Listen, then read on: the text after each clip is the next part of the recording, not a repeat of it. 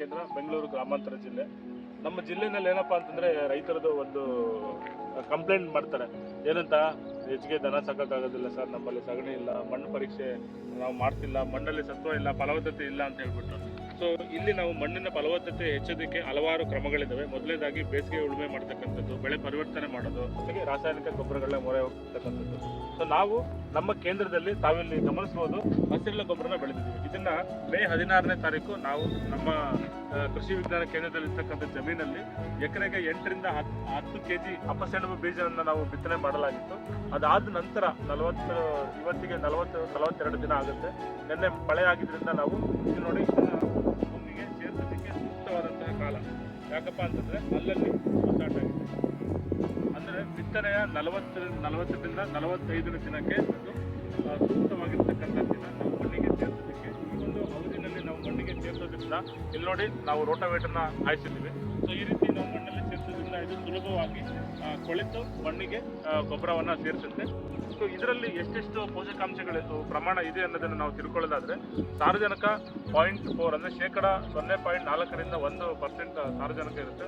ರಂಜಕ ಬಂದ್ಬಿಟ್ಟು 0.1ರಷ್ಟು ಶೇಕಡವಾದ ರಂಜಕ ಇರುತ್ತೆ.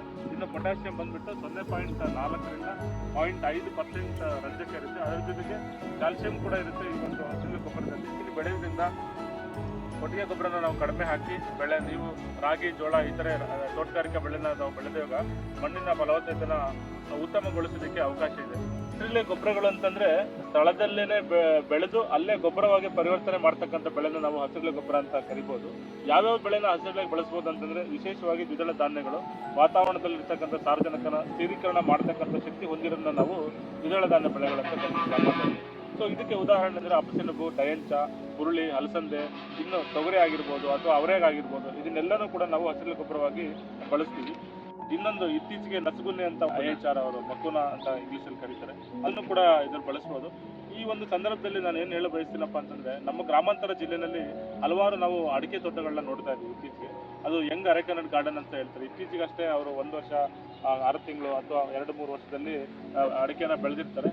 ಫಲವತ್ತತೆ ಕಡಿಮೆ ಇರೋದ್ರಿಂದ ಅಡಿಕೆಯಲ್ಲಿ ಹಲವಾರು ಈ ಹಳದಿ ಕಲರ್ ಆಗಿರುತ್ತೆ. ಇದು ಯಾಕೆ ಅಂತಂದ್ರೆ ಮಣ್ಣಿನಲ್ಲಿ ಫಲವತ್ತತೆ ಅಥವಾ ಸತ್ವ ಕಡಿಮೆ ಇರೋದ್ರಿಂದ. ಸೊ ಅಡಿಕೆನಲ್ಲಿ ಅಂತರ ಬೆಳೆಯಾಗಿನೂ ಕೂಡ ಈ ಒಂದು ಹಸಿರೆಲೆ ಗೊಬ್ಬರವನ್ನ ಬೆಳಿಬಹುದು. ಈಗ ಅಲ್ಲೇ ನಾವು ಸ್ಥಳದಲ್ಲಿ ಹಾಕೋದ್ರಿಂದ ವಾತಾವರಣದಲ್ಲಿ ಸಾರಜನಕ ಕೊಟ್ಟಂಗಾಗುತ್ತೆ ಬೆಳೆಗಳಿಗೆ. ಸೊ ಮಣ್ಣಿನ ಫಲವತ್ತತೆಯನ್ನು ಕೂಡ ಹೆಚ್ಚೋದಕ್ಕೆ ಅವಕಾಶ ಇದೆ. ರೈತ ಬಾಂಧವರು ಎಲ್ಲ ಅಡಿಕೆ ತೋಟಗಳಲ್ಲಿ ಅಥವಾ ಇತರೆ ಯಾವುದೇ ತೋಟಗಾರಿಕೆ ಬೆಳೆನ ಬೆಳೀರಿ. ಆ ಒಂದು ಸಂದರ್ಭದಲ್ಲಿ ಕೊಟ್ಟಿಗೆ ಗೊಬ್ಬರ ಕೊಡಬೇಕಂದ್ರೆ ತಮಗೆಲ್ಲ ಗೊತ್ತಿರೋಂತೆ ಕೊಟ್ಟಿಗೆ ಗೊಬ್ಬರ ಕಾಸ್ಟ್ಲಿ. ಕೆಲವರು 2,000ರಿಂದ 15,000 ತನಕ ಕೂಡ ಒಂದು ಟ್ರ್ಯಾಕ್ಟರ್ ಲೋಡ್ಗೆ ನಾವು ಚಾರ್ಜ್ ಮಾಡೋದನ್ನು ನಾವು ಇತ್ತೀಚಿನ ದಿನಗಳಲ್ಲಿ ಗಮನಿಸ್ತೀವಿ. ಎಲ್ಲಿ ಕೊಟ್ಟಿಗೆ ಗೊಬ್ಬರ ಕೊಡೋದಕ್ಕೆ ಸಾಧ್ಯ ಇಲ್ಲ ಅಥವಾ ಕೊಟ್ಟಿಗೆ ಗೊಬ್ಬರ 1-2 ಲೋಡ್ ಕೊಟ್ಟು ನಂತರನೂ ಕೂಡ ಹಸಿರೆಲೆ ಗೊಬ್ಬರ ಬಳಸಿದ್ರೆ ಮಣ್ಣಿನ ಫಲವತ್ತತೆಗೆ ಹೆಚ್ಚಿನ ಒತ್ತು ಕೊಟ್ಟಂಗೆ ಆಗ್ತಕ್ಕಂಥ ಸಾವಯವ ಗೊಬ್ಬರನ ನಾವು ಕೊಡೋದ್ರಿಂದ ಮಣ್ಣಿಗೆ ಎಲ್ಲ ರೀತಿಯಾದಂಥ ಪೋಷಕಾಂಶಗಳನ್ನ ನಾವು ಮಣ್ಣಿಗೆ ಒದಗಿಸಿದಂಗಾಗುತ್ತೆ. ರಾಸಾಯನಿಕಗಳ ಮೊರೆನೂ ಕೂಡ ಕಡಿಮೆ ಮಾಡ್ತಾ ಹೋಗ್ಬೋದು. ಅದರ ಪರವಾಗಿ ನಾವು ಮನವಿ ಮಾಡ್ಕೊಳ್ತೀವಿ, ದಯವಿಟ್ಟು ಹಸಿರೆಲೆ ಗೊಬ್ಬರಗಳನ್ನ ಬಳಸಿ, ಎಣ್ಣೆಕಾಳು ಹಿಂಡಿಗಳನ್ನ ಬಳಸಿ, ಬೆಳೆ ಪರಿವರ್ತನೆ ಮಾಡಿ. ಅದಾದ ನಂತರ ಮಣ್ಣು ಪರೀಕ್ಷೆ ಮಾಡಿಸಿ. ನಮ್ಮ ಕೇಂದ್ರದಲ್ಲಿ ಮಣ್ಣು ಪರೀಕ್ಷೆ ಸೌಲಭ್ಯ ಇದೆ. ಇದು ನಾವು ಪೋಷಕಾಂಶಗಳು ಮಣ್ಣಿನಲ್ಲಿವೆ ಅನ್ನೋದು ಕೂಡ ಮಾಹಿತಿನ ನಾವು ದೊರಕಿಸ್ಕೊಡ್ತೀವಿ ನಮಗೆ. ಬೆಳೆವನ್ನು ಯಾಕೆ ಈ 45 ದಿನದೊಳಗೆ ಅದನ್ನ ಕಟಾವು ಮಾಡಬೇಕು ಅಂದ್ರೆ ಮಣ್ಣಿಗೆ ಸೇರಿಸ್ಬೇಕು ಅನ್ನೋದನ್ನ, ಯಾಕೆಂದ್ರೆ ನೋಡಿ ಇದು ಸುಲಭವಾಗಿ ಈಗ ಮುರಿದೋಗ್ಬೇಕು. ಆದಂತ ಬಲ್ತಂತ ಸಮಯದಲ್ಲಿ ಇದು ನಾರಿನಾಂಶ ಜಾಸ್ತಿ ಆಗ್ಬಿಡ್ತದೆ. ನಾರಿನಾಂಶ ಆದಾಗ ತಿರ್ಗಿ ಅದು ಕೊಳೆಯಲಿಕ್ಕೆ ಸ್ವಲ್ಪ ಸಮಯ ತಗೊಳ್ಳೋದ್ರಿಂದ ರೋಟಾವೇಟರ್ ಹಾಕಿದಾಗಲೂ ಸ್ವಲ್ಪ ಆಗುತ್ತೆ. ಅದರಿಂದ 45 ಹೂವು ಬಿಡುವ ಮುಂಚೆ ಇದನ್ನು ನಾವು ಭೂಮಿಗೆ ಸೇರಿಸೋದ್ರಿಂದ ಇದು ಸುಲಭವಾಗಿ ಈಗ ಥರ ಭೂಮಿಗೆ ಸೇರಿದಾಗ ಸೂಕ್ಷ್ಮ ಜೀವಾಣುಗಳು ಅದನ್ನ ಕಾರ್ಯಚಟುವಟಿಕೆನ ಹೆಚ್ಚು ಮಾಡಲಿಕ್ಕೆ ಸಾಧ್ಯತೆ ಆಗುತ್ತದೆ. ಆಮೇಲೆ ಹೇಳ್ತಾ ಇದ್ರೆ ಏನೋ ಕಾಂಗ್ರೆಸ್ ಜಾಸ್ತಿ ಬರ್ತಾ ಇದೆ ಅಲ್ಲ, ಇಲ್ಲಿ ನೋಡಿ ಆದ್ದರಿಂದ ಸ್ವಲ್ಪ ಕಳೆನ ನಾವು ನಿರ್ವಹಣೆ ಕೂಡ ಮಾಡಬಹುದು. ಇದು ನಮ್ಮಲ್ಲಿ ಕಾಂಗ್ರೆಸ್ ಗಿಡಗಳನ್ನ ನೀವು ನೋಡಿರ್ಬೋದು, ಎಲ್ಲೇ ಹೋದ್ರು ನಿಮ್ಮ ಕಾಂಗ್ರೆಸ್ ಗಿಡಗಳು ನಮ್ಮ ಗದ್ದೆ ತರನೇ ಬೆಳೆದಿರ್ತವೆ. ಸೊ ಈ ತರ ನಾವು ಬಳಸೋದ್ರಿಂದ ಇತರೆ ಕಳೆಗಳನ್ನ ಇದು ಸಪ್ರೆಸ್ ಮಾಡುತ್ತೆ. 60-80% ಕಡಿಮೆ ಮಾಡ್ಬೋದು. ಇದರಲ್ಲಿ 80 ಮಾಡ್ಬೋದು. ಈಗ ಖಾಲಿ ಜಮೀನಲ್ಲಿ ಏನು ನಾವು ಬರೀ ಮಣ್ಣು ತೇವಾಂಶ ಸಿಕ್ಕಿದ ತಕ್ಷಣ ಏನು ಕಾಂಗ್ರೆಸ್ ಬೀಜ ಏನು ಉದುರಿರ್ತವೆ, ಅವು ಇಮಿಡಿಯೇಟ್ ಆಗಿ ನಮಗೆ ಮೊಳಕೆ ಆಗಿ ಕಾಂಗ್ರೆಸ್ ಗಿಡದಿಂದನೇ ಕೂಡಿರ್ತವೆ.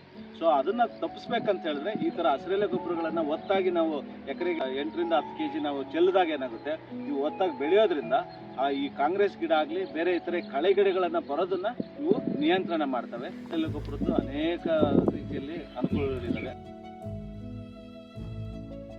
ಅಲ್ಲದೆ ನಾವು ರಾಗಿ ಬೆಳೆಯಲು ಅಷ್ಟೇ ಒಂದು 10ರಿಂದ 15% ಇಳುವರಿಯನ್ನು ಕೂಡ ಹೆಚ್ಚಾಗಿ ನಾವು ಇದರಿಂದ ಪಡಿಬೋದು. ಇದರಲ್ಲಿ ಈಗ ನೀವೆಲ್ಲ ಗೊತ್ತಿದೆ, ಇದು ಮೇ 15ನೇ ತಾರೀಕು ನಾವು ಇದನ್ನು ನಾಟಿ ಮಾಡಿದ್ದೀವಿ. ಈಗ ಜೂನ್ 26 ಇವತ್ತು ನಾವು ಇದನ್ನು ಭೂಮಿಗೆ ಸೇರಿಸಿದ್ದೇವೆ. ಸೊ ಇದಾದ ನಂತರ ನಾವು 15 ದಿನಗಳ ಕಾಲ ಏನಂದರೆ ಕೊಳೆಯಲು ಬಿಟ್ಟು ನಂತರ ನಾವು ಜುಲೈ 2ನೇ ವಾರ ಅಥವಾ 3ನೇ ವಾರದಲ್ಲಿ ನಾವು ರಾಗಿ ಬಿತ್ತನೆ ಮಾಡೋದ್ರಿಂದ ನಮಗೆ ಸೂಕ್ತವಾದ ಸಮಯ ರಾಗಿ. ಈಗ ನೋಡಿ ನಾವೀಗ ML 365 ಮತ್ತು 322 ಈ ರಾಗಿಯನ್ನು ನಾವು ಅಲ್ಪಾವಧಿ ರಾಗಿ ಅದು 120 ದಿನಗಳವರೆಗೂ ಇದನ್ನು ದಿನಾವಧಿ ಇರ್ತದೆ. ಸೊ ಇದರ ನಂತರ ನಿಮಗೆ ಮಳೆ ಕಮ್ಮಿ ಆದಾಗ MR 316 ಅದು ಆಗಸ್ಟು ಸೆಪ್ಟೆಂಬರ್ ತಿಂಗಳಲ್ಲಿ ಅದನ್ನು ಕೂಡ ನಾವು ಇದನ್ನು ಬೆಳಿಬೋದು. ಸೊ ಈಗ ಬೆಳೆಯೋದ್ರಿಂದ ಏನಾಗುತ್ತೆ ಅಂದರೆ ನಮಗೆ ರಾಗಿಯಲ್ಲಿ ಸಸ್ಯಗಳ ಸಂಖ್ಯೆ ಜಾಸ್ತಿ ಆಗುತ್ತೆ ಮತ್ತು ರಾಸಾಯನಿಕ ಪ್ರಮಾಣವನ್ನು ನಾವು ಕಡಿಮೆ ಮಾಡ್ಬೋದು. ರಾಸಾಯನಿಕ ಗೊಬ್ಬರಗಳನ್ನ ನಾವು ಭಾಳಷ್ಟು ಒಂದು 20 ರಿಂದ 25% ರಾಸಾಯನಿಕ ಗೊಬ್ಬರಗಳನ್ನು ನಾವು ಕಮ್ಮಿ ಮಾಡ್ಬೋದು. ಮಾಹಿತಿ ಕೊಟ್ಟಂಗೆನೆ ನಮ್ಮ ಕೃಷಿ ವಿಜ್ಞಾನ ಕೇಂದ್ರದಲ್ಲಿ ಏನು ಅಪ್ಸೆಣಬು ಅಥವಾ ಸನ್ನೆಂಪು ಅಂತ ಹೇಳ್ತೀವಿ, ಅದನ್ನ ನಮ್ಮ ಈಗ ಏನು ಈ ಜಮೀನಲ್ಲಿ ಬೆಳೆದು ಈಗಾಗಲೇ ನಾವು ಭೂಮಿಗೆ ಸೇರ್ತಕ್ಕಂಥ ಕಾರ್ಯ ಮಾಡ್ತಾ ಇದ್ವಿ. ಈ ರೋಟೋವೇಟರ್ ಅಂತ ಏನಿದೆ, ಟ್ರಾಕ್ಟರ್ ಮೂಲಕ ನಾವು ಇದನ್ನ ಭೂಮಿಗೆ ಹೂವು ಬಿಡೋದಕ್ಕೆ ಪ್ರಾರಂಭ ಆಗುತ್ತೆ. ಆ ಹಂತದಲ್ಲಿ ನೀವು ಇದನ್ನ ಭೂಮಿಗೆ ಸೇರಿಸಬೇಕಾಗುತ್ತೆ. ಮಣ್ಣಿಗೆ ಸೇರಿಸೋದ್ರಿಂದ ಭೂಮಿಗೆ ಅಥವಾ ಮಣ್ಣಿಗೆ ತುಂಬ ಫಲವತ್ತತೆ ಮತ್ತು ಅನೇಕ ಅನುಕೂಲಗಳನ್ನು ಈಗಾಗಲೇ ನಮ್ಮ ವಿಜ್ಞಾನಿಗಳು ತಮಗೆ ತಿಳಿಪಡಿಸಿದ್ದಾರೆ.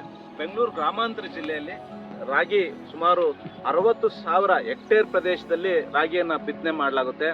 ಸಾಮಾನ್ಯವಾಗಿ ರೈತರು ಈ ರಾಗಿಯನ್ನು ಯಾವಾಗ ಬಿತ್ತನೆ ಮಾಡ್ತಾರೆ ಅಂತ ಹೇಳಿದ್ರೆ ಜುಲೈ 15 ನಂತರ, ಇವನ್ನು ನಾವು ಆಗಸ್ಟ್ 10-15ನೇ ತಾರೀಕುವರೆಗೂ ಈ ಒಂದು ರಾಗಿ ಬಿತ್ತನೆ ಮಾಡುವಂಥ ಕಾರ್ಯವನ್ನು ಮಾಡ್ತಾರೆ. ನಮ್ಮ ಬೆಂಗಳೂರು ಗ್ರಾಮಾಂತರ ಜಿಲ್ಲೆಯಲ್ಲಿ ತಮಗೆಲ್ಲ ತಿಳಿದಿರೋ ಹಾಗೆ ಮಳೆಯ ಯಾವ ರೀತಿ ಒಂದು ಬರೋ ಒಂದು ಸಂಭವ ಇದೆ ಅಂದರೆ ನಾವು ಬೈಮೋಡಲ್ ಅಂತ ಹೇಳ್ತೀವಿ. ಅಂದರೆ 2 ಥರದ ಮಳೆಗಳನ್ನು ನಾವು ಕಾಣ್ತೀವಿ. ಬಿಗಿನಿಂಗಲ್ಲಿ ನಾವು ಮುಂಗಾರಿನಲ್ಲೇ, ಪೂರ್ವ ಮುಂಗಾರಿನಲ್ಲೇ ಕೆಲವು ಮಳೆಗಳು ಬರ್ತವೆ. ಏನು ನಿಮಗೆ ಮೇ ಏಪ್ರಿಲ್ ಕೊನೆಯಲ್ಲಿ ಅಥವಾ ಮೇ 1ನೇ ತಾರೀಕಿಂದ ಅಥವಾ ಮೇ 10-15ರಿಂದ ನಿಮಗೆ ಜೂನ್ 1 ಹಂತದಲ್ಲಿ ತುಂಬ ಚೆನ್ನಾಗಿ ಮಳೆ ಬರ್ತಕ್ಕಂಥ ಒಂದು ಸನ್ನಿವೇಶ. ಆ ಒಂದು ಏನು ಪೂರ್ವ ಮುಂಗಾರಿನಲ್ಲೇ ಮೇ ತಿಂಗಳಲ್ಲಿ ಬರ್ತಕ್ಕಂಥ ಮಳೆಗಳಿಗೆ ನಾವು ಜಮೀನನ್ನು ಖಾಲಿ ಬಿಡದೇ ನಾವು ಬಿತ್ತನೆ ಮಾಡೋ ಆಗಸ್ಟ್ 15ರವರೆಗೂ ಸಹ ನಾವು ಖಾಲಿ ಬಿಡದೇ ಈ ಥರ ಹಸಿರೆಲೆ ಗೊಬ್ಬರಗಳಾದಂತಹ ಅಪ್ಸೆಣಬನ್ನು ನಾವು ಮಾಡಿಕೊಂಡು ತದನಂತನಿಗೆ ಅಥವಾ ಮಣ್ಣಿಗೆ ಈ ಒಂದು ಅಪ್ಸೆಣಬನ್ನು ಬೆಳೆದು ಸೇರಿಸೋದ್ರಿಂದ ಅನೇಕ ಅನುಕೂಲಗಳು ಆಗಿ ಮಾತ್ರನೇ ಬೆಳೀತಾ ಇದ್ದಾರೆ. ಅಕಡಿ ಸಾಲಾಗಿ ಯಾವುದೇ ಒಂದು ದ್ವಿದಳ ಧಾನ್ಯ ಬೆಳೆಗಳನ್ನು ಬೆಳೀತಾ ಇಲ್ಲ. ಯಾಕಂತ ಹೇಳಿದ್ರೆ ನಾವು ಏನು ಯಾಂತ್ರೀಕರಣದಿಂದ ನಾವು ಕಟಾವು ಮಾಡೋ ಒಂದು ಪ್ರಮೇಯ ಇರೋದ್ರಿಂದ ಯಾರೇ ರೈತರು ಇವಾಗ ಹೆಚ್ಚಿಗೆ ಈ ರಾಗಿ ಜೊತೆಗೆ ತೊಗರಿ ಆಗಲಿ ಅಥವಾ ಅಲಸಂದೆ ಆಗಲಿ ಮತ್ತೊಂದು ಆಗಲಿ ಅಕಡಿ ದ್ವಿದಳ ಧಾನ್ಯ ಬೆಳೆಗಳನ್ನು ಬೆಳೀತಾ ಇಲ್ಲ. ಹಾಗಾಗಿ ಬರೀ ರಾಗಿ ಬೆಳೆ ಅಷ್ಟೇ ಬೆಳೆದ್ರೆ ರಾಗಿ ಕಟಾವು ನಂತರ ಬರೀ ಖಾಲಿ ಜಮೀನು ಬಿಡ್ತಕ್ಕಂಥದ್ದು ಮತ್ತು ರಾಗಿ ಬೆಳೀತಕ್ಕಂಥ ಒಂದು ಸನ್ನಿವೇಶದಲ್ಲಿ ಮಣ್ಣಿನ ಒಂದು ಫಲವತ್ತತೆ ಕಡಿಮೆ ಆಗ್ತದೆ. ಹಸಿರೆಲೆ ಗೊಬ್ಬರಗಳನ್ನು ಬೆಳ್ಕೊಂಡು ಮಣ್ಣಿಗೆ ಸೇರಿಸೋದ್ರಿಂದ ಮಣ್ಣಿನ ಫಲವತ್ತತೆ ಹೆಚ್ಚಾಗುತ್ತೆ. ಎಲ್ಲ ರೈತರು ಸಹ ಇದನ್ನು ಪಾಲನೆ ಮಾಡಿದ್ರೆ ಭಾಳ ಒಳ್ಳೆಯದು. ಹಾಗಾಗಿ ಇದರ ಬೀಜವನ್ನು ಏನು ಅಪ್ಸೆಣಬಿನ ಬೀಜ, ಸನ್ನೆಂಪು ಬೀಜ ಏನಿದೆ, ಇದು ಕೃಷಿ ಇಲಾಖೆಯಲ್ಲಿ ನಿಮಗೆ ಸಬ್ಸಿಡಿ ದರದಲ್ಲಿ ರೈತ ಸಂಪರ್ಕ ಕೇಂದ್ರಗಳಲ್ಲಿ ಲಭ್ಯವಿರುತ್ತೆ. ಅದು ಅಲ್ಲದೆ ನಮ್ಮ ಕೃಷಿ ವಿಶ್ವವಿದ್ಯಾಲಯದಲ್ಲೂ ಸಹ ಲಭ್ಯ ಇರ್ತಕ್ಕಂಥದ್ದು. ಮತ್ತು ನಮ್ಮ ಕೃಷಿ ವಿಜ್ಞಾನ ಕೇಂದ್ರ ಬೆಂಗಳೂರು ಗ್ರಾಮಾಂತರ ಜಿಲ್ಲೆ ಆಡನಹಳ್ಳಿ, ಇಲ್ಲೂ ಸಹ ರೈತರಿಗೆ ಬೇಕಾದಂಥ ರೈತರು ಬಂದು ನಮ್ಮಲ್ಲೂ ಸಹ ಈ ಒಂದು ಅಪ್ಸೆಣಬು ಬೀಜವನ್ನು ಖರೀದಿ ಮಾಡಿ ತಾವು ಬಿತ್ತನೆ ಮಾಡಿಕೊಂಡು ಮಣ್ಣಿನ ಫಲವತ್ತತೆಯನ್ನು ಹೆಚ್ಚಿಸ್ಕೋಬೋದು ಅಂತೇಳಿ ಈ ಸಂದರ್ಭದಲ್ಲಿ ಮನವಿ ಮಾಡ್ತಾರೆ.